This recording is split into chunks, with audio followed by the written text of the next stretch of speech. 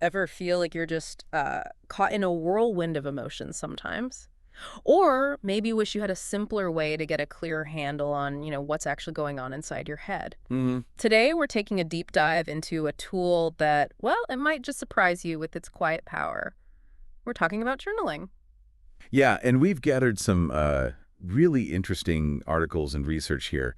They look at exactly how putting your thoughts and feelings down, whether that's, pen to paper or typing on a screen, how that can make a real tangible difference. A difference to your emotional well-being, giving you maybe some much-needed mental clarity. Exactly. Think of this as, well, maybe a shortcut to understanding yourself a bit better. Our goal in this deep dive is really to pull out the most valuable nuggets from these sources we've looked at, Right. to show you that journaling isn't just like writing down what happened in your day. Yeah. It's a practical and actually surprisingly effective way to explore your inner landscape. Mm. And that can lead to making better choices, building stronger connections, maybe even boosting your physical health in ways you wouldn't expect. Okay, so let's start with something that really stood out from the sources.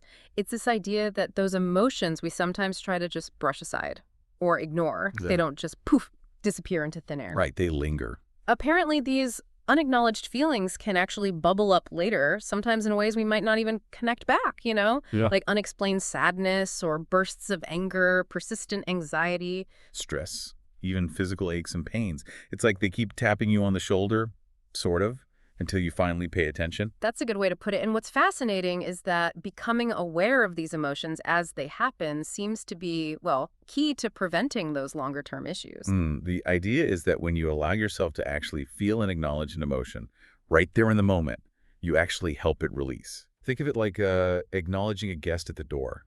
Once you've seen them, they don't need to keep knocking so loudly. Right, right. That makes sense. And it sounds like journaling can be a really powerful way to cultivate that kind of awareness. Definitely. The act of just sitting down with your journal, focusing on what you're thinking and feeling, it kind of brings you right into the present moment with your inner stuff. Yeah, and here's where it gets interesting, that practice can actually build your mental muscle for mindfulness in other areas of your life too. It's not just contained to the journaling time. Ah, so it transfers. Exactly. And it's not just about what's happening while you're writing.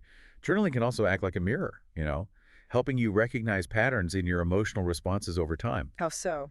Well, as you record your experiences and how you reacted, you might start to notice, oh, this situation always seems to trigger this feeling, or spot recurring emotional sequences, things that lead to feelings that might seem excessive or confusing in the moment. Okay, yeah. It's like stepping back to see the bigger picture, the map of your emotional landscape, maybe. I like that becoming a cartographer of your own emotional world and gaining that kind of self-awareness, it must have some pretty significant ripple effects, doesn't it? Oh, absolutely. For instance, our emotions play this really crucial, often underestimated role in the decisions we make. Right. So if you're more tuned in to how you feel when you're faced with a choice, you're just much better positioned to select the path that genuinely aligns with, what's actually important to you, your values. And I guess that extends outwards too, to relationships. For sure, that emotional awareness is foundational. Strong, healthy relationships are built on emotional understanding, right? Hmm. So by becoming more present with your own emotions through journaling, you deepen your capacity for empathy, for connection with others. You can show up more authentically. Okay, so we're hearing a lot about the logical reasons, personal experiences suggesting journaling is beneficial. But what about more formal research? What does that tell us? Yeah, good question. We dug into a systematic review and meta-analysis. Now, a meta-analysis, just quickly, is basically a study that pulls together results from lots of different studies to see if there's an overall trend. Okay. And this one looks specifically at how effective journaling is for managing mental well-being. It was actually the first of its kind to focus just on journaling for mental health outcomes. And what did they find? Was there a clear trend? Yes, there was.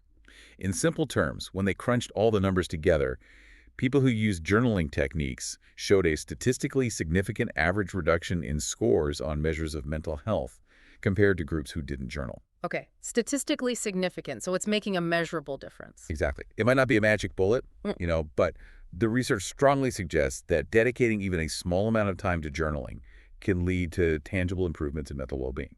Did they look at how big of an impact it had? Like, is it a small tweak or something more substantial? They did. They mentioned a small to moderate effect size, which, for those of us who aren't stats experts, basically means the impact is noticeable. It's potentially meaningful in your day-to-day life. Okay. It might not completely erase a problem, but it can definitely make a positive difference that you're likely to actually feel. That's encouraging. And what's particularly interesting is when they zoned in on specific conditions, the meta-analysis found a greater benefit for those dealing with anxiety Oh, interesting. and also significant reductions in PTSD symptoms with journaling interventions. Wow, okay. That's really promising, especially for folks facing those particular challenges. But I think the researchers also mentioned something about the quality of the evidence. B level, what does that mean? Right, good point. A B-level rating basically means the evidence is based on findings that might be a bit inconsistent across studies, or maybe some studies weren't as rigorously designed as they could be. So promising, but needs more research. Exactly. It suggests that while the initial signs look good, we need more high-quality, robust research to really solidify these conclusions and understand all the nuances. It's not the final word, but it's a strong indicator. Got it. That makes sense. The study also highlighted some important things to consider about how journaling is actually used in these studies. It's not just as simple as saying, go journal, is it? No, not at all. They pointed out that things like what people were writing about, the specific instructions they got, how long they journaled each time, how often, all these factors can influence how effective it actually is. Okay. And interestingly, one finding was that journaling seemed to be more effective when the journals were not collected or analyzed by the researchers. Oh, that's surprising. Why do you think that might be? Less pressure, maybe? That's a really good hypothesis. It raises questions about privacy, right? And that feeling of being observed. Yeah. It's possible that knowing someone else might read your deepest thoughts could make you, well, less open, less honest in your writing. Which would limit the benefit, I guess. Exactly. It could dilute the whole process. Yeah. They also noted that none of the studies they looked at really included a thorough, preparatory session explaining why journaling helps and how to do it effectively. So people were kind of just thrown into it without much guidance. Pretty much just told to start writing, which, seems like a missed opportunity. Definitely. The researchers themselves suggest that taking some time up front, maybe an educational session on the principles and some effective techniques, could potentially amplify the positive effects. Right, set people up for success. Okay, so we understand more about why it works and some of the science. Let's get down to the nitty-gritty. What are some actual ways people can journal? It's not just Dear Diary, right? Absolutely not. There's a whole range of techniques that go way beyond just recounting daily events. Okay. For example, there's stream of consciousness writing. That's where you just let your thoughts and feelings flow onto the page, completely unfiltered. Whatever pops into your head, just write it down. That sounds freeing. Like Yeah. a mental release valve. It can be.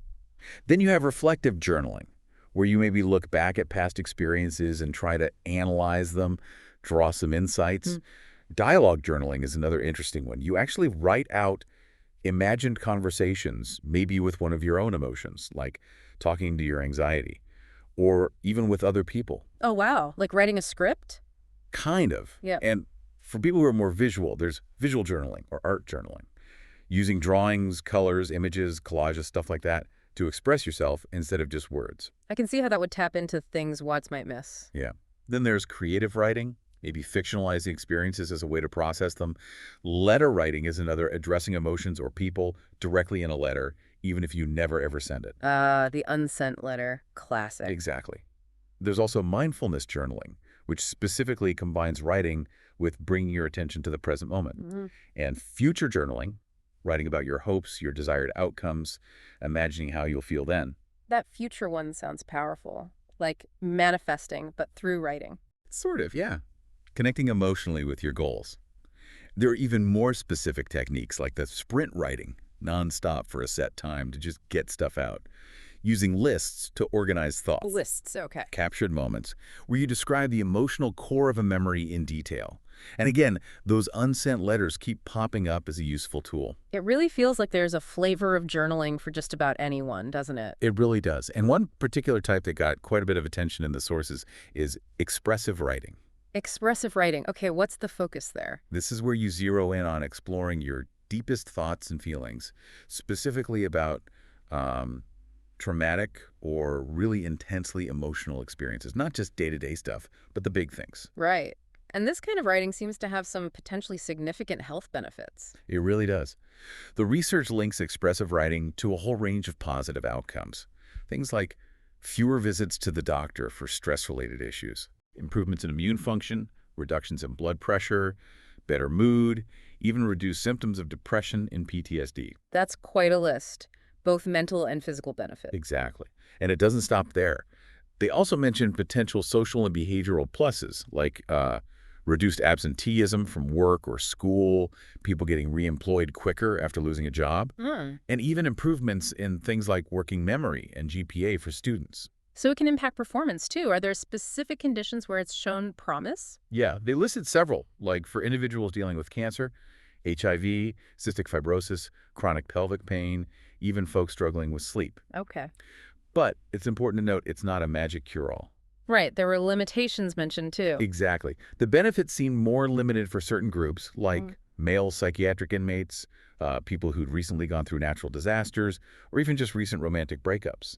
So context matters. Yeah, the person and the situation. There was a theory mentioned by Pennebaker about why this expressive writing might be so helpful. Ah, yes, Pennebaker's theory.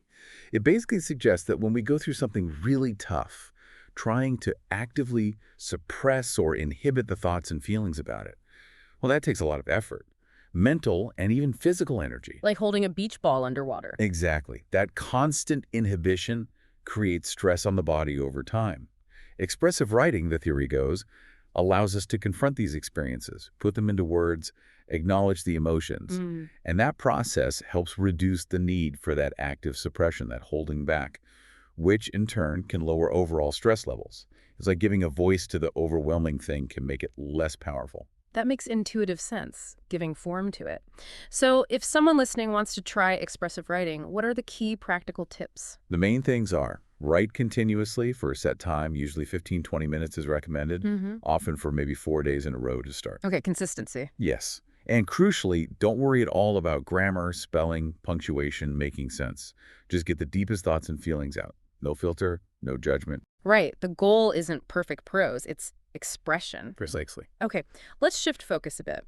What about specific challenges many of us face day to day? Like anxiety. Can journaling help there? Yes, anxiety is a big one where journaling seems quite helpful. The idea is that just writing down your worries can bring a sense of relief in itself. Ah. It gets them out of that swirling vortex in your head and onto the page where you can look at them more objectively. This allows you to reflect, maybe rethink them, challenge those anxious It's like thoughts. having a written debate with your anxiety. Kind of. You can try things like consciously writing new, more positive stories or outcomes, reminding yourself of your strengths, thinking through a plan B, deciding how you want to prepare for something you're worried about. Okay. And what about those times when your mind is just racing, overwhelmed with anxiety? For those moments, a brain dump or just free writing is often recommended. Just write down everything that comes to mind, no matter how random or jumbled, let it all out without censoring. Clear the mental clutter. Exactly. It can create some much needed mental space, and Mhm. sometimes simple prompts help, like just asking yourself on the page, okay, what am I actually afraid of right now? Or what specifically is making me anxious today?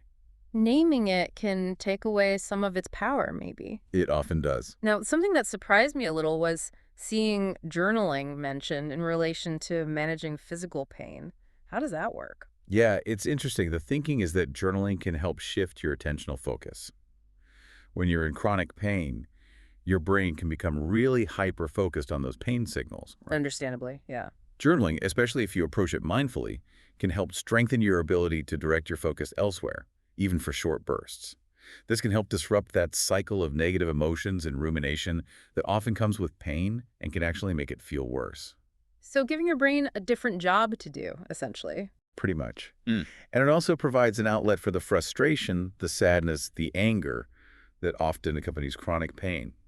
We also saw a specific study mention that found regular diary writing helped improve emotional regulation in university freshmen. Oh, that's interesting, especially during a big life transition like that. Yeah, navigating those intense emotional shifts. And the benefits seem to extend even into our professional lives. Journaling can apparently be a tool for enhancing productivity, self-awareness, and just general well-being at work, too. How so? Like reflecting on career goals. Exactly. Reflecting on goals, challenges, how you're feeling about work, understanding your needs better, it helps you navigate the workplace more effectively. Okay, but let's be realistic. It can't all be smooth sailing. Are there potential challenges or maybe common misconceptions about journaling we should touch on? Yeah, definitely. Some feedback from places like Reddit brought up good points. One was that just doing stream of consciousness journaling might not always be enough on its own to get to the root causes of certain behaviors or attitudes. Right. Pouring it out is good, but maybe not always analytical enough. Exactly. Sometimes you might need more focused techniques or specific prompts to really dig deeper into why you feel or act a certain way. That makes sense.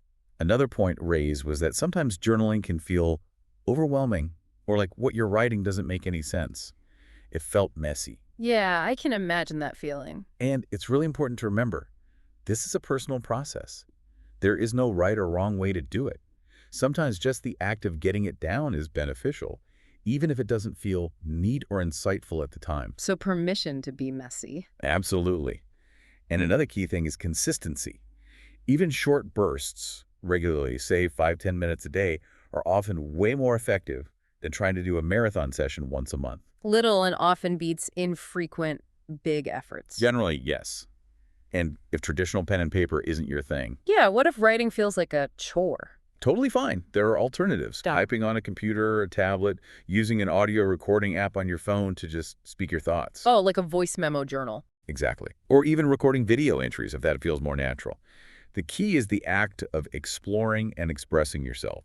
The medium is less important than the process. Good point. Okay, so finally, let's wrap up with some really practical tips for anyone listening who's feeling inspired to maybe start or get back into a journaling practice. Okay, practical tips.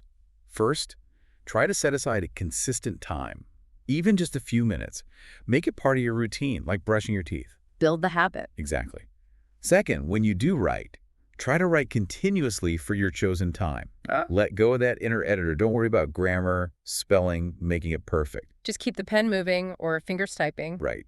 Third, if you're staring at a blank page, use prompts. We've mentioned a few, like what am I feeling right now or what's on my mind. Loads of resources online have prompts too. Don't be afraid to use starting points. Definitely not. Fourth, a nice idea we saw was writing letters to your future self. Oh, yeah, I like that one. It can give you great perspective on where you are now and be amazing to look back on later to see how you've grown. Documenting your journey. And finally, maybe most importantly, remember this journal is for you, your eyes only, unless you choose to share it. There's zero pressure to be profound or insightful every single time. It's a safe space. Exactly. For all your thoughts and feelings, the messy ones included. So, okay, bringing this all together, it really sounds like journaling in all its different shapes and sizes is this incredibly versatile, evidence-supported tool, something you can use to deepen your self-understanding, navigate challenges, and really foster that personal growth. Absolutely. It's accessible, it's adaptable. We'd really encourage you, if you're listening, to think about maybe incorporating even just a few minutes of journaling into your routine. Yeah. Pick a technique that resonated. Try a prompt we mentioned. See what happens. And on that note, maybe here's a final thought for you to chew on. What new insights might you actually gain about yourself? What hidden patterns might you uncover if you consistently gave your inner thoughts and feelings?